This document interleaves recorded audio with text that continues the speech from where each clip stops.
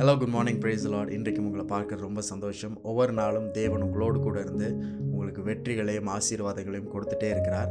அது நம்முடைய கண்களில் அநேக நேரம் பார்க்க முடியாது. ஆனால் நமக்கு அறியாமலே அநேக நன்மைகளும் கிருபைகளும் நம்மளை சூழ்ந்து அநேக ஆசீர்வாதத்தில் தான் நம்மை நடத்தி கொண்டிருக்கிறது. அதுதான் சத்தியம், அதுதான் நிஜம். அந்த நிஜத்தில், அந்த சத்தியத்தில் நம் வாழும்படிக்கு ஒவ்வொரு நாளும் தேவன் ஆசீர்வதித்து கொடுக்கிறார். இன்றைக்கும் அப்படிப்பட்ட ஒரு ஆசீர்வாதத்தினால் எபிரேயர் 10:39 எப்படி இருக்கு? நாமோ கெட்டு போக பின்வாங்குகிறவராயிராமல் ஆத்துமா ஈடேற விசுவாசிக்கிறவர்களாய் இருக்கிறோம். நாம் எப்படி இருக்கிறோம், நாம் யாராக இருக்கிறோம் அப்படின்றது ரொம்ப முக்கியம். ஒவ்வொரு நாளும் நம்ம மறக்கக்கூடாது.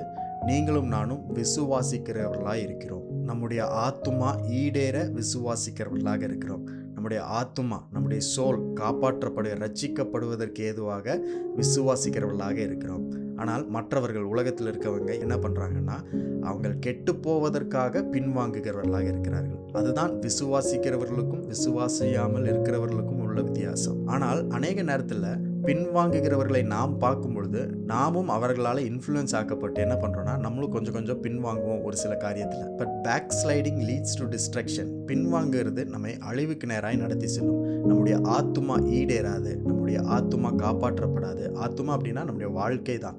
ஒவ்வொரு நாளும் நம்ம எண்ணுகிற எண்ணங்கள், நம்முடைய யோசனைகள், நம்முடைய திட்டங்கள், மனசில் இருக்கிற ஆசைகள், ஒவ்வொரு நாளும் செய்கிற வேலை, நம்முடைய வாழ்க்கை எல்லாமே ஆத்துமான்னு சொல்லப்படுகிறது. ஒவ்வொரு நாளும் அந்த ஆத்துமா செழிப்பதற்கும் ஆசீர்வாதமாக இருப்பதற்கும் நம்ம என்ன பண்ணுறோம்னா, விசுவாசிக்கிறவர்களாக இருக்கிறோம். அதுதான் நம்மளுடைய ஐடென்டிட்டி. என்ன நம்மளை சுற்றி நடந்தாலும், எப்பேற்பட்ட சூழ்நிலை இருந்தாலும், ஆண்டவர் மேலே இருக்கிற அந்த நம்பிக்கை, விசுவாசத்தில் தான் நம்ம வாழ்கிறோம் அப்படின்றத ஒரு நாள் நம்ம மறக்கக்கூடாது. அதுதான் நம்முடைய அடையாளம். நாம கூட நிறைய டெசிஷன்ஸ் எடுத்திருப்போம், தீர்மானங்களை பண்ணியிருப்போம்.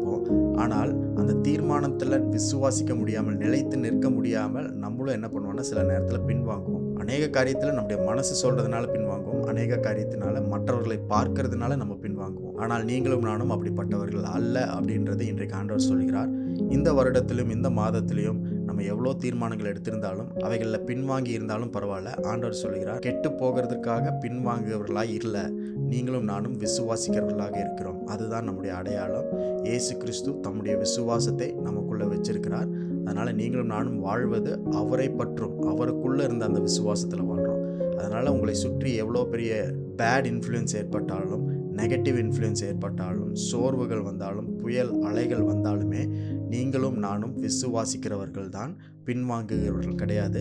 ஒவ்வொரு நாளும் உங்களுடைய ஆத்மா, உங்களுடைய வாழ்க்கை செழிக்கும்படிக்கு, ஈடேறும்படி, காப்பாற்றப்படும்படிக்கு நீங்கள் விசுவாசிக்கிறவர்களாக இருக்கிறீர்கள். இதை ஒரு நாளும் நீங்கள் மறந்துட வேண்டாம்.